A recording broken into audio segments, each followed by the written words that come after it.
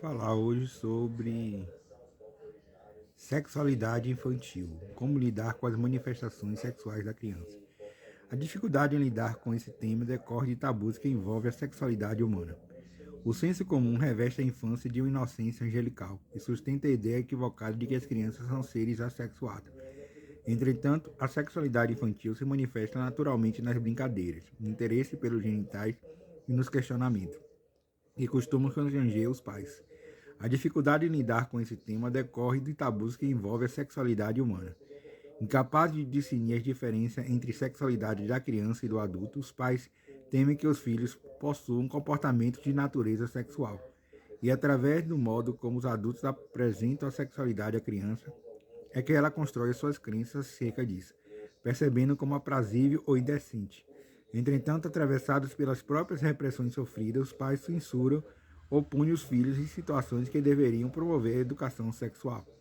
A criança descobre e explora gradualmente todas as partes do seu corpo, desde suas mãozinhas aos genitais. E ao tocar as zonas erógenas, experimenta uma sensação prazerosa que buscará repetir. É constitutivo e saudável que ela perceba e se interesse pelo corpo humano, assim como tantas outras coisas que a cercam. É importante saber que a criança não se excita sexualmente como adulto. A masturbação na infância é uma experiência exclusivamente sensorial, onde a criança sente algo prazeroso com o próprio corpo. O que acontece é que quando ela toca seus genitais, seu corpo responde a um estímulo físico que desencadeia uma sensação agradável, sem a presença das fantasias eróticas permitentes ao adulto. Ao ver a criança tocando seus genitais, uma boa estratégia é desviar sua atenção para algo que ela goste. Por se tratar de intimidade, a conversa deve acontecer em um contexto privado, explicando que, apesar de ser gostoso se tocar, não deve ser feito em público, já que seu corpinho é propriedade dela. Dessa forma, noções de privacidade e proteção são ensinadas. É comum os pais ficarem embaraçados com perguntas sobre sexo. Quando o pequeno está curioso, é muito importante responder apenas ao que foi perguntado. Uma linguagem acessível, clara e objetiva. As crianças brincam livre dos engessados conceitos de distinção de gênero ou de uma conotação erótica, experimentando papéis de mamãe e papai, investigando os corpos de boneca para verificar as diferenças físicas entre meninos e meninas.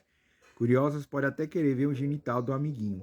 É interessante mostrar figuras apropriadas à idade, explicando a anatomia diferenciada para cada sexo e respeito do corpo do outro.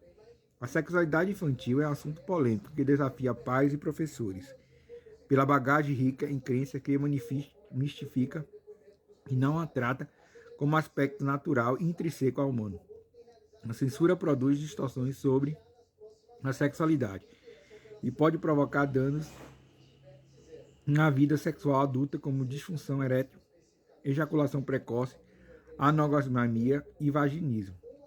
É fundamental que a criança se perceba segura no seu sistema familiar aberto ao diálogo, com conhecimento e sem preconceito. Os adultos oportunizam a criança a uma educação sexual adequada em consonância com a sua faixa etária. Portanto, eu falei um pouco da sexualidade infantil, né? A gente tem um ar que a criança não tem o lado sexual, né? A criança é um anjo angelical. Na realidade, a criança percebe e descobre o corpo através do toque, né? No seu próprio corpo. Primeiro na fase oral, na boca, depois na fase anal, ânus, e depois na fase de fálica, que é os genitais, né? E aí ela vai ter o complexo de Édipo, onde a criança sente atração pelo sexo oposto, se for menino pela mãe e se for menina pelo pai. E é a fase também da descoberta, né, da sexualidade dela, que ela vai descobrir o próprio corpo dela, ela vai se autodescobrir o seu corpo, né? Entender que aquele corpo também é dela e que dá prazer a ela, que ela precisa entender esse prazer, né? Psicanálise e sexualidade infantil.